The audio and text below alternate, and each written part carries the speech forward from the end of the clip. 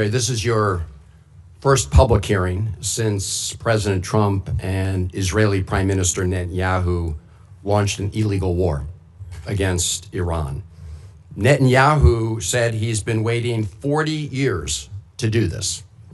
Turns out he finally found a president who was both stupid and reckless enough to join him. The war has killed 14 American service members, wounded hundreds more, and killed thousands of civilians. It's driving up the price of gas, food, and much more.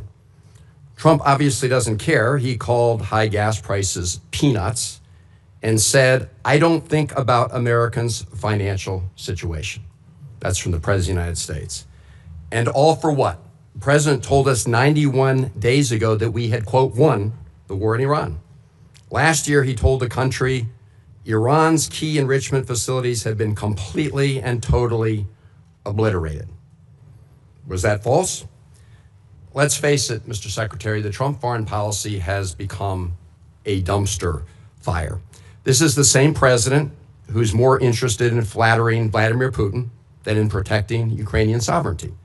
The president who lifted restrictions on the transfer of sophisticated U.S. chips to China, but came back from his trip there with nothing but ballroom envy, tweeted about that the other day. This is the president who brought on Elon Musk to take a chainsaw to AID, which has enabled the current Ebola outbreak in the DRC. We've also witnessed corrupt crypto deals with the UAE royal family that have enriched the Trump family at the expense of our national security. We've seen an administration engage in extrajudicial killings in the Caribbean, hijack Venezuelan oil, threaten to invade Greenland, and weaken the NATO alliance. Here at home, a Reagan-appointed judge said that you and former Secretary Noem abused your powers when you locked up and still seek to deport students for protesting the destruction of Gaza.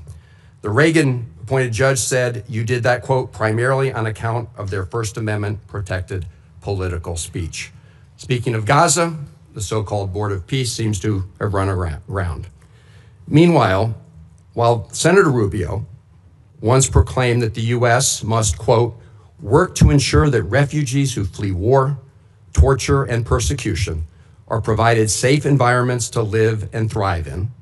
Now, as Secretary of State in this administration, you have capped refugees at a record low of 17,500, and white South Africans, Afrikaners, have comprised roughly 99% of those slots, Mr. Secretary. A race-based refugee system.